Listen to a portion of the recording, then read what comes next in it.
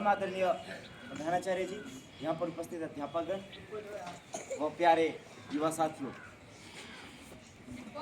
हम सभी जानते हैं कि कल हमारे देश के पूर्व प्रधानमंत्री जी डॉक्टर मनमोहन सिंह जी हमें छोड़कर स्वर्ग की ओर प्रस्थान कर चुके हैं।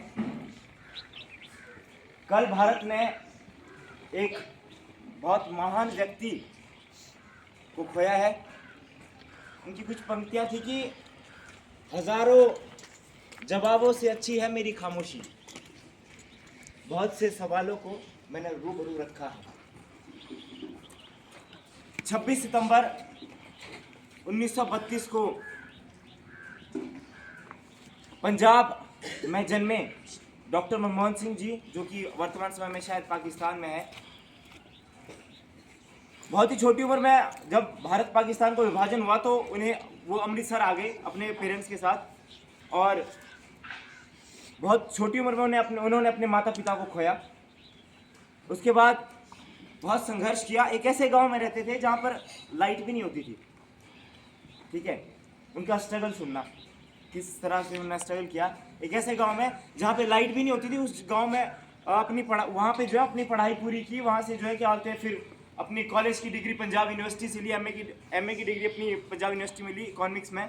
और उसके बाद बाहर विदेश पढ़ने गए, ऑक्सफोर्ड यूनिवर्सिटी इंग्लैंड।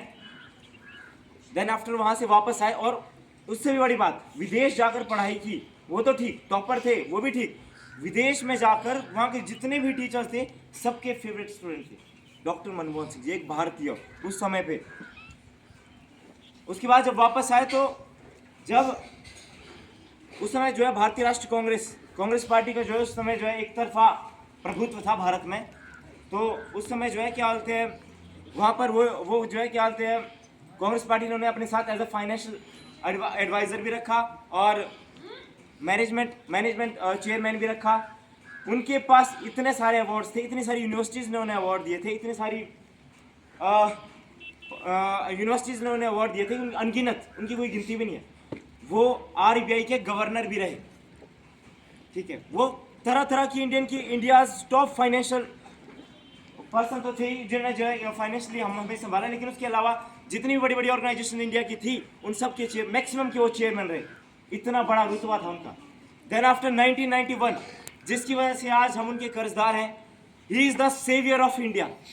आज जो हम खाना खा रहे हैं, आज जो हम पढ़ रहे हैं, आज प्राइवेट स्कूल में पढ़ रहे हो या आप गवर्नमेंट में पढ़ रहे हो या आप कोई भी जॉब कर रहे हो पर्सनली, वो सब एकमात्र मैं कहूँगा डॉक्टर मनमोहन सिंह जी की देन है। 1991 में जब एक ऐसा वक्त आया था, हमारे पास सिर्फ 15 दिन का पैसा था। विदेशी कंपनियों ने हमें दवाइयाँ देने से मना कर दिया।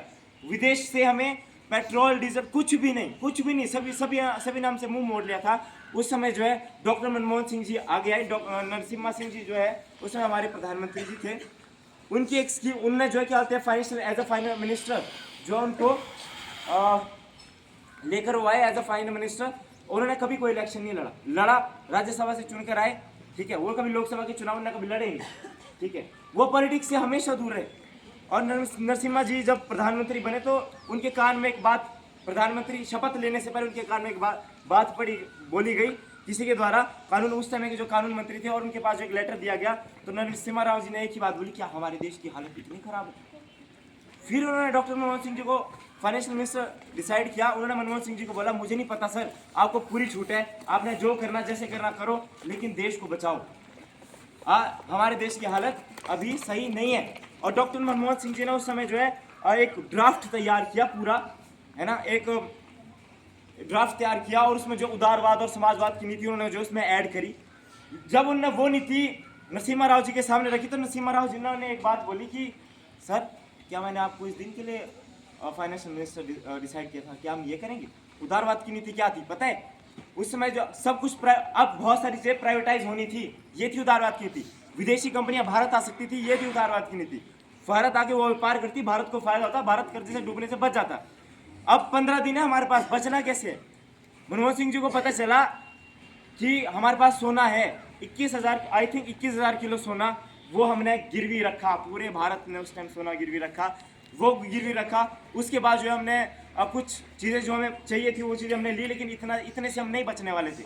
ठीक है, फिर उदारवाद की नीति जब पेशकश रखी, मनमोहन सिंह जी ने इस बात पे जोर दिया। पार्लियामेंट में मनमोहन सिंह जी का एक तरीके से बहुत लोगों ने आर्ग्यू किया उन पे, उनकी बात पर बहिष्कार करने की बात हुई उस टाइम पे।